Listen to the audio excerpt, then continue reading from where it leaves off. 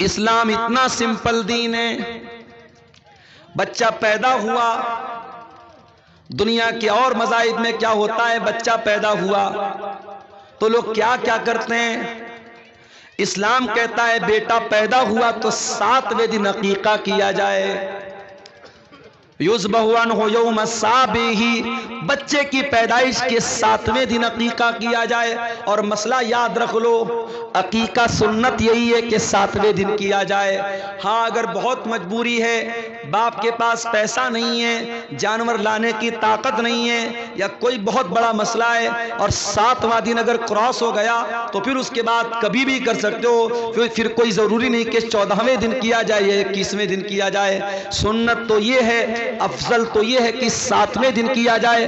اگر 7ویں دن نہ ہو سکے تو پھر کبھی بھی کر سکتے ہیں. یہ مسئلہ یاد رکھیں. بچہ پیدا ہوا، شریعت کو حکم ہے 7ویں دن عقیقہ کیا جائے. اور باپ کے پاس اگر طاقت ہے عقیقہ کرنے کی اور پھر بھی عقیقہ نہیں کرتا ہے، اور بعد میں مولوی صاحب سے پوچھتا ہے مولوی صاحب ولیمہ ہو رہا ہے گھر میں، کیا اس میں عقیقہ کر سکتا ہوں؟ کیا قربانی کر رہا ہوں بقرعید کے موقع پر، کیا قربانی میں عقیقہ کا بھی جانور لا سکتا ہوں کیا؟ یاد رکھو، اگر بچے کی پیدائش کے 7ویں دن طاقت تھی اور آپ نے نہیں کیا تو غلط کیا، اور اس کا جواب اللہ کے آپ کو دینا پڑے گا. اس لیے کہ اللہ کے نبی فرماتے ہیں کل غلام مرہون بعقیقتہ، ہر بچہ اپنے عقیقہ کی وجہ سے گروی رہتا ہے. گروی کا مطلب سمجھتے ہیں آپ؟ گروی مثال کے طور پر میں نے آپ کو موبائل گروی کے طور پہ دیا اور 10,000 روپیہ آپ سے میں نے ادھار لیا. اب یہ 10,000 روپیہ جو میں نے ادھار لیا ہے، جب تک میں ادا نہیں کروں گا مجھے میرا موبائل واپس نہیں ملے گا. گروی کا یہ مطلب ہوتا ہے. اللہ کے نبی فرماتے کل غلام مرہون بعقیقتہ، بچہ گروی رہتا ہے اپنے عقیقہ کی وجہ سے. جب تک اس کا عقیقہ نہیں کر دیں گے بچہ اپنے ماں باپ کی بخشش کا ذریعہ نہیں بنے گا. یا یہ کہہ لیجئے کہ بچے کی تربیت کا اور بچے کے باپ ہونے کا جو حق ہے وہ آپ کا حق ادھورا مانا جائے گا. اور اللہ کے آپ کی پکڑ ہوگی کہ آپ کے پاس طاقت تھی، پیسہ تھا، روپیہ تھا، آپ نے بچے کا عقیقہ کیوں نہیں کیا؟ 7ویں دن عقیقہ کیا. اور کیا کرنا ہے؟ وَيُسَمَّى، اور بچے کا نام رکھنا ہے. اور نام بھی بہت سوچ سمجھ کے رکھنا ہے، کیونکہ نام کا اثر پڑتا ہے انسان کی زندگی پر. بنگال اور بہار میں اور خاص طور سے آپ کی شیرسا بادی برادری میں ناموں کے سلسلے میں کبھی کبھی بڑا پریشان ہو جاتا ہوں. بڑے الٹے سیدھے نام مل جاتے ہیں. مسلمان لڑکا ہے اور نام بالکل غیر اسلامی یا الٹا سیدھا نام، نہ عربی میں ویسا کوئی نام ہے نہ اردو میں ویسا کوئی نام ہے. نام رکھو تو ایک بار کسی عالم سے مشورہ کرو. ایک جگہ ایک عورت نے اپنی بچی کا نام رکھا علم ترا. کسی نے پوچھا بھائی تم نے یہ نام کہاں سے رکھا؟ بولی قرآن میں آیا علم ترا. ارے اللہ کی بندی، علم ترا قرآن میں تو آیا، قرآن میں تو ابلیس بھی آیا ہے، قرآن میں تو فرعون بھی آیا، قرآن میں تو حامان بھی آیا. کسی لفظ کا قرآن میں آنا یہ اس بات کی دلیل نہیں ہے کہ اس کو نام بنا لیا جائے. آج کل ایک نیا ٹرینڈ چلا ہے انٹرنیٹ پر دیکھ کر کے نام رکھنے کا.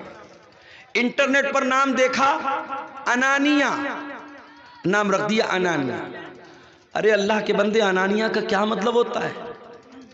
تو عربی زبان جانتا نہیں، تو کسی عالم سے کانٹیکٹ کرتا نہیں، تو انٹرنیٹ کے فتوے پر عمل کرتا ہے. اپنے بچے کا صحیح نام رکھو. یا تو اپنے بچوں کا نام صحابہ کے نام پہ رکھو، صحابیات کے نام پہ رکھو، نبیوں کے نام پہ رکھو. یا اگر لڑکا پیدا ہوا ہے تو اللہ تعالیٰ کے 99 ناموں میں سے کسی ایک نام کو لے لو اور ساتھ میں عبد لگا دو. جیسے اللہ کے 99 ناموں میں ایک نام الرزاق ہے، آپ عبد لگا کے عبد الرزاق کر سکتے ہو. اللہ کے 99 ناموں میں الرحمن ہے، آپ عبد لگا کے عبد الرحمن کر لو، عبد الوہاب کر لو، جتنے اللہ تعالیٰ کی جتنے نام ہیں اس میں آپ عبد لگا کر کے بچے کا نام، لڑکے کا نام رکھ سکتے ہیں. یا صحابہ کے نام پہ رکھ دیجیے یا صحابیات کے نام پہ رکھ دیجیے. اور اللہ کے نبی فرماتے وَيُحْلَقُ رَاسُهُ، بچے کا نام رکھا جائے، 7ویں دن بچے کا عقیقہ کیا جائے اور بچے کا بال مڑوایا جائے، 7ویں دن بچے کا بال مڑوایا جائے، اور اس حدیث سے یہ بھی پتا چلتا ہے کہ بال کے وزن کے برابر چاندی اللہ کی راہ میں صدقہ کی جائے۔ یہ ہے اسلام کی تعلیم۔ بچہ پیدا ہوا، اسلام کی تعلیم یہ ہے۔ اور آگے بڑھو، بچہ تھوڑا سمجھدار ہوا، اسلام یہ کہتا ہے کہ تو باپ ہے، تو ماں ہے، بچہ تجھ سے سیکھتا ہے۔ بچہ اسکول بعد میں جاتا ہے، مدرسہ بعد میں جاتا ہے، پہلے ماں سے سیکھتا ہے، پہلے باپ سے سیکھتا ہے۔ باپ اگر سگریٹ پینے والا ہے، باپ گٹکھا کھانے والا ہے، باپ شراب پینے والا ہے، باپ گالی دینے والا ہے، بچے کو سکھانے کی ضرورت نہیں ہے، بچہ تیرے کہے بغیر گالی دینا شروع کر دے گا، تیری غیر موجودگی میں سگریٹ کا کش لگانا بھی شروع کر دے گا۔ بچہ بری عادتوں کو اپنے باپ سے پہلے سیکھے گا۔ ماں اگر بے حیا ہے، ماں پردے کا خیال نہیں کرتی، ماں نماز نہیں پڑھتی، ماں کو زبان پر کنٹرول نہیں ہے، ماں شوہر کی نافرمانی کرتی ہے، ماں شوہر کے ساتھ بدتمیزی کرتی ہے، چھوٹی بچی ہے 4 سال کی 5 سال کی، اپنی ماں کو دیکھ کر کے سب سیکھ رہی ہے۔ اللہ کے پیارے نبی فرماتے ہیں کل مولود یولد علی الفطرہ، ہر بچہ جب پیدا ہوتا ہے اسلام پر پیدا ہوتا ہے، فطرت پر پیدا ہوتا ہے۔ فَأَبَوَاهُ يُحَوِّدَانِهِ وَيُنَصِّرَانِهِ وَيُمَجِّسَانِهِ، اس کے ماں باپ اس کو یہودی بناتے ہیں، اس کے ماں باپ اس کو عیسائی بناتے ہیں، اس کے ماں باپ اس کو مجوسی بناتے ہیں۔ بچہ تو بڑا معصوم ہوتا ہے میرے بھائی، جو سکھاؤ گے وہ سیکھے۔ ابھی ممبئی میں 6 سال کا بچہ، اس نے 11 مہینے میں قرآن حفظ کر کے ریکارڈ قائم کیا ہے۔ اخبار کی نیوز میرے پاس موجود ہے، آپ کہیں گے تو میں آپ کو کٹنگ دکھا دوں گا۔ ممبئی میں اہل حدیث کا بہت بڑا ادارہ ہے، جامعہ اسلامیہ منبرہ، اس بچے نے جو ایک عالم کا لڑکا ہے، باپ عالم ہے اس کے، 11 مہینے میں 6 سال کا بچہ قرآن پورا یاد کر لیتا ہے۔ اور یہ کمال اس بچے کا بھی ہے اور یہ کمال قرآن کا بھی ہے کہ عربی زبان اس کی بھاشا نہیں ہے، اس کی لینگویج عربی نہیں ہے، وہ ہندوستان کا رہنے والا، وہ انڈیا کا رہنے والا، وہ اردو بولنے والا بچہ ہے، قرآن عربی زبان میں ہے، اس کی لینگویج نہیں ہے، اس کے لیے ودیشی لینگویج ہے، فارن لینگویج ہے، مگر قرآن ایک غیر زبان ہونے کے باوجود بچہ فوراً اس کو پڑھتا ہے اور کیچ کر لیتا اور یاد کر لیتا ہے۔ یہ معجزہ ہے میرے پیارے ساتھیوں قرآن حکیم کا، اور اسی لیے اللہ تعالیٰ قرآن میں کہتا ہے وَلَقَدْ يَسَّرْنَا الْقُرْآنَ لِلذِّكْرِ فَهَلْ مِن مُدَّكِرٍ، ہم نے قرآن کو آسان بنایا ہے یاد کرنے کے لیے، ہے کیا کوئی قرآن کو یاد کرنے والا؟ ہم نے قرآن کو آسان بنایا نصیحت حاصل کرنے کے لیے، ہے کوئی نصیحت حاصل کرنے والا؟ قرآن کو سمجھنا بھی آسان ہے اور قرآن کو یاد کرنا بھی آسان ہے۔ اسی لیے علماء کہتے ہیں بچے کو عالم بنانا ہے تو پہلے قرآن کا حافظ بناؤ۔ جتنے بڑے بڑے عالم آئے سب حافظ قرآن بھی ہیں۔ علامہ احسان الہی ظہیر اتنے بڑے عالم مقرر ہمارے پڑوسی ملک کے شہید ہو گئے، اللہ ان کی قبر کو رحمتوں سے بھر دے، قرآن کے حافظ تھے۔ اس دور کے علماء کی اگر آپ بات کریں، علامہ جلال الدین قاسمی قرآن کے حافظ ہیں، شیخ عبدالحسیب مدنی قرآن کے حافظ ہیں، شیخ عبدالعظیم مدنی قرآن کے حافظ ہیں۔ جتنے بڑے بڑے علماء اور خطیب آپ کو ملیں گے وہ قرآن کے حافظ ملیں گے۔ بچے کو عالم بنانا ہے، بچے کو دیندار بنانا ہے، شروعات قرآن کے حفظ سے کرو۔ بچہ دھیرے دھیرے بڑا ہو رہا ہے، بچہ 7 سال کا ہو گیا، آپ 5 ٹائم نماز پڑھنے جا رہے ہیں، ماں 5 ٹائم نماز پڑھ رہی ہے، مگر اپنے بچے کو کبھی نہیں بولتے، اپنی بچی کو کبھی نہیں بولتے کہ بیٹی تو بھی نماز پڑھا کر۔ او میرے پیارے ساتھیوں، 7 سال کی عمر میں جب بچے کو نمازی بناؤ گے تو 17 سال کی عمر میں آپ کو کہنا نہیں پڑے گا، بچہ آٹومیٹک نماز کا ٹائم ہوگا مسجد میں چلا جائے گا۔ اللہ کے پیارے نبی فرماتے ہیں مرو اولادکم بالصلاۃ وہم ابناء 7 سنین، جب تمہارے بچے 7 سال کے ہو جائیں ان کو نماز کا حکم دو، وَاضْرِبُوهُمْ عَلَيْهَا، اور جب تمہارے بچے 10 سال کے ہو جائیں اور نماز نہ پڑھیں تو ان کی پٹائی کرو، وَفَرِّقُوا بَيْنَهُمْ فِي الْمَضَاجِعِ، اور ان کے بستر الگ کر دو۔ 10 سال کا لڑکا ہے چاہے لڑکی ہے، ایک بستر پہ مت سلاؤ، یا اگر بستر ایک ہے تو ایک چادر میں مت سلاؤ۔ اب آپ پوچھیں گے مولانا صاحب اس میں کیا حکمت ہے؟ حکمت ہے، حکمت ہے۔ 10 سال کا لڑکا ہو گیا، سمجھدار ہو گیا، 10 سال کی لڑکی بالغ ہونے لگی ہے، اب 1-2 سال میں بالغ، بلکہ بہت ساری لڑکیاں تو 10 سال کی عمر میں بھی بالغ ہو جاتی ہیں۔ لڑکا 10 سال کا ہو گیا، لڑکی 10 سال کی ہو گئی۔ شریعت ہماری میرے بھائیوں اللہ کی بنائی ہوئی شریعت ہے، اور اللہ کو پتا ہے انسان کا ذہن کہاں سے بھٹک سکتا ہے، انسان کہاں سے غلط راستہ پکڑ سکتا ہے۔ 10 سال کی عمر یہ بچے کے بچپن کے اب آگے کی عمر ہے، اب بچہ دھیرے دھیرے جوانی کی طرف بڑھ رہا ہے، لڑکی جوانی کی طرف بڑھ رہی ہے۔ اسلام وہیں سے بریک لگاتا ہے، نہیں، ایک بستر پر ایک چادر میں مت سلاؤ، ان کے بستر الگ کر دو، ان کی چادر الگ کر دو۔ کبھی غور کرنا، آپ تو نماز پڑھتے ہیں، آپ نے اپنے بچوں کو نماز کے لیے کتنی بار بولا ہے؟ اسی لیے قرآن میں اللہ بار بار ہم کو یہ حکم دیتا ہے نماز کی پابندی بھی کرنا ہے، اور اپنی فیملی کو، اپنے پریوار کو بھی نماز کا حکم دینا ہے۔ حضرت اسماعیل کے بارے میں اللہ قرآن میں کہتا ہے وَكَانَ يَأْمُرُ أَهْلَهُ بِالصَّلَاةِ، اسماعیل اپنے گھر والوں کو نماز کا حکم دیا کرتے تھے۔ اللہ سورہ طٰہٰ کے اندر فرماتا ہے وَأَمُرْ أَهْلَكَ بِالصَّلَاةِ وَاسْتَبِرْ عَلَيْهَا، خود بھی نماز کی پابندی کرو اور اپنے گھر والوں کو، اپنے بچوں کو، اپنے پریوار کو بھی نماز کا حکم دو۔ اور حدیث میں اللہ کے نبی فرماتے ہیں رحم اللہ رجلا قام من اللیل، اللہ تعالیٰ رحمت نازل کرے اس انسان کے اوپر جو رات میں اٹھ کر کے تہجد پڑھتا ہے، قیام اللیل پڑھتا ہے، وَأَيْقَظَ امْرَأَتَهُ، اور اپنی بیوی کو اٹھاتا، اپنی اہلیہ کو اٹھاتا ہے۔ اگر بیوی انکار کر دیتی ہے، اپنی بیوی کے چہرے پر پانی چھڑک دیتا ہے، لیکن بیوی کو اٹھاتا ہے، اور اللہ تعالیٰ رحمت نازل کرے اس عورت کے اوپر جو رات میں اٹھ کر کے تہجد پڑھتی ہے اور اپنے شوہر کو بھی اٹھاتی ہے، اور شوہر اگر انکار کر دیتا ہے تو شوہر کے چہرے پر پانی چھڑک کر کے اس کو اٹھاتی ہے۔ پریوار ہو تو ایسا ہو، جوڑی ہو تو ایسی ہو، فیملی ہو تو ایسی ہو کہ مرد اور عورت، میاں اور بیوی، پتی اور پتنی ایک دوسرے کے دین کے سلسلے میں مددگار بنے، ایک دوسرے کے دین کی مدد کریں۔ اگر باپ سے غلطی ہو رہی ہے تو بیٹا اپنے باپ کو ہوشیار کرے، بیٹا غلطی کر رہا ہے تو باپ اپنے بیٹے کو ڈانٹے۔ پریوار ایسا ہونا چاہیے۔ حضرت عمر بن عبدالعزیز کو دیکھو، کون ہے یہ جب خلیفہ ہوتے ہیں، ان کے پہلے کے جو لوگ تھے انہوں نے عوام کے ساتھ بہت ظلم کیا تھا، بہت مظلوموں کا حق مارا تھا۔ عمر بن عبدالعزیز خلیفہ ہوتے ہیں، اب ان کے سر کے اوپر یہ ذمہ داری آ جاتی ہے کہ جتنے لوگوں کے ساتھ اتیاچار ہوا ہے، ظلم ہوا ہے، حق مارا گیا ہے، ان کا حق ان کو دلا دیں، کسی پر انیائے نہ ہونے دیں، کسی پر اتیاچار نہ ہونے دیں۔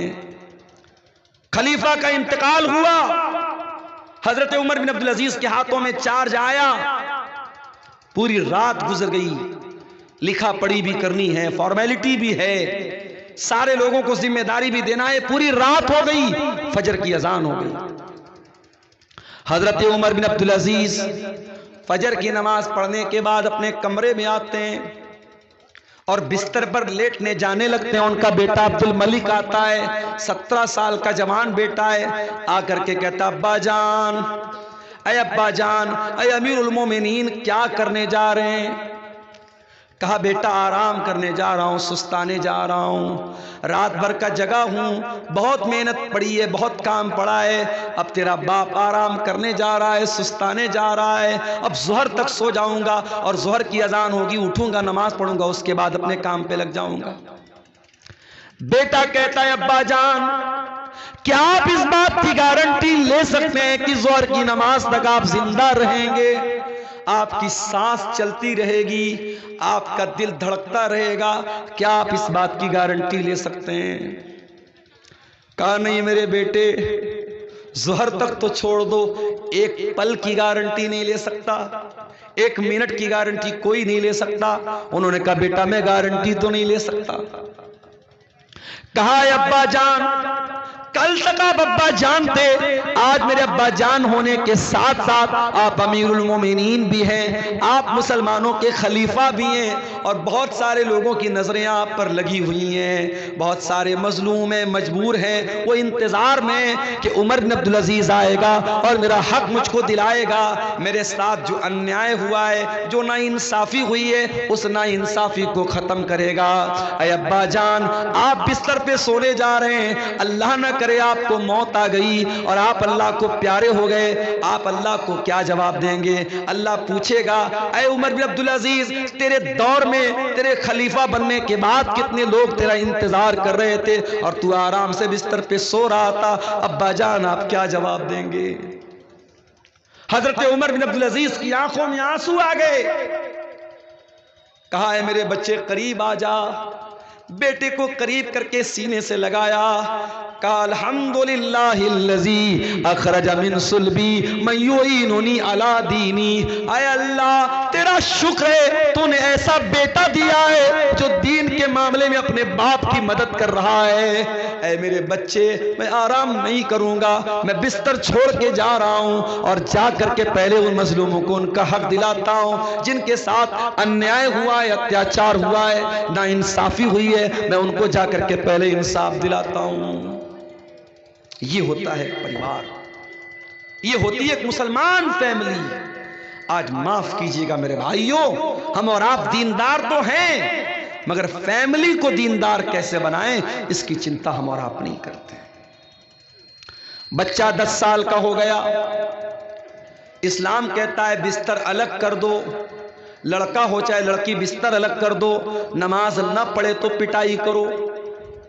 لڑکی بالغ ہو گئی، اب روزہ اس کے اوپر فرض ہو گیا، اب رمضان کا مہینہ آئے تو ماں کو یہ نہیں لگنا چاہیے ابھی تو میری بیٹی 12 سال کی ہے، ابھی تو گرمی کا روزہ ہے، بہت پریشانی ہوگی۔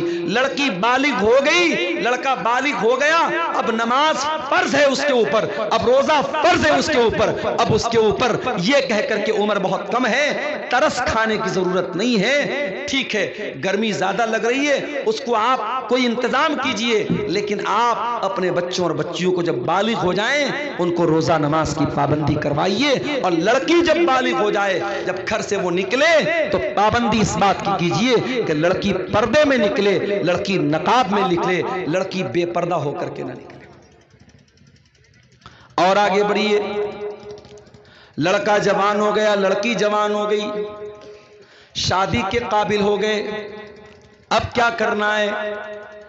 آپ کی لڑکی کے لیے کوئی رشتہ آیا، لڑکا اچھا ہے، دیندار ہے، نیک ہے، مگر زیادہ پیسہ کمانے والا نہیں ہے۔ آپ کو کیا لگتا ہے اگر میں کروڑ پتی ہوں تو میرا داماد بھی کروڑ پتی ہونا چاہیے؟